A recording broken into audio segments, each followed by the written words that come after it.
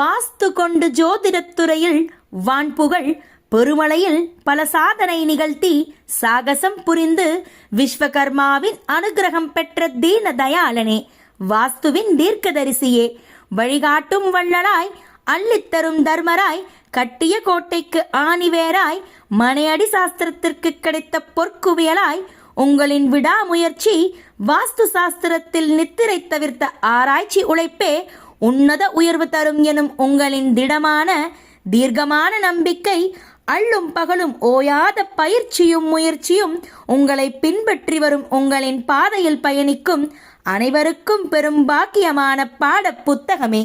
தனி முத்திரை பதித்த முதல்வனே, ஜோதிடம் தந்த ரத்தினமே, உயர் திரு வாஸ்து பாலச்சந்திர ஐயா அவர்களை சிறப்பு விருந்தினராக வரவேற்பதில் பெருமிதம்